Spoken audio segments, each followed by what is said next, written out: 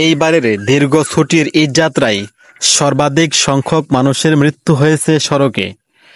এর আগে বাংলাদেশের ইতিহাসে আর কোনো ঈদেই সড়ক দুর্ঘটনায় এত বেশি সংখ্যক মানুষের মৃত্যু হয়নি। আর কত মায়ের বুক খালি হলে, আর কত রক্ত ঝরলে সড়ক দুর্ঘটনা কমবে। প্রতি বছর সড়ক দুর্ঘটনায় যে পরিমাণ মানুষ মারা যায়, মহামারীর চেয়ে কোনো অংশে কম নয়।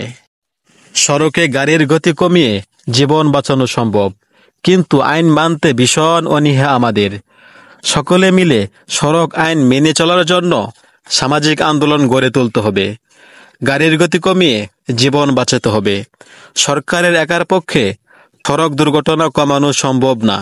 যানবাহন মালিক, চালক, যাত্রী ও সরকারের সম্মিলিত সহযোগিতায় সড়ক দুর্ঘটনা কমানো সম্ভব। পরিবেশ ও ফসলের জন্য অনেক ক্ষতিকর ইউক্যালিপটাস গাছ। এই গাছের শিকড় মাটির অনেক গভীরে যায় এবং মাটির গভীরের পানি ও খনিজ লবণ সংরক্ষণ করে রাখে। ফলে মাটির গভীরের পানির স্তর ধীরে ধীরে নিচে নামতে থাকে।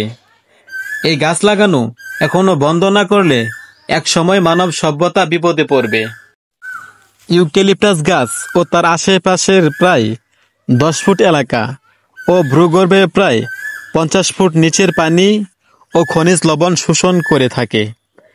এই কাজটা 24 ঘন্টায় চলতে থাকে, ফলে দ্রুত মাটিতে পানি শূন্যতা দেখা দেয় ও এই গাছের আশেপাশে কোনো গাছ জন্মাতে পারে না। এই গাছ মাটিকে শুষ্ক করে ফেলে, তাই ধীরে ধীরে মাটির উর্বরতা হারায়। জীবনচক্র বড়ই অদ্ভুত।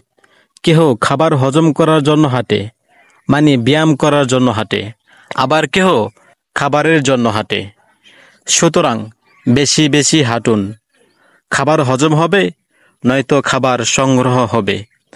নিয়মিত হাঁটা উচিত। বিশেষ কোনো তাড়াহুড়া না থাকলে কাছের জায়গাগুলোতে হেঁটে যাওয়া ভালো। তাতে ব্যায়াম হবে, টাকা বাঁচবে। প্রতিদিন নিয়মিত হাঁটা উচিত। সুতরাং সুস্থভাবে বেঁচে থাকার জন্য বেশি বেশি হাঁটুন, সুস্থ থাকুন। প্রতিবেশীর হক নষ্ট করা মোটেও ঠিক না। প্রতিবেশী কোনো কিছু চাইলে বিশেষ কোনো কারণ না থাকলে দিতে হবে, না দিলে পাপ হবে। আমি এই পানির পাম্প থেকে টাকার বিনিময়ে আমার পুকুরের জন্য পানি চেয়েছিলাম, আমাকে পানি দেওয়া হয়নি। পানি দিলে আমি আরও কয়েক মাস আগে মাছ চাষ করতে পারতাম।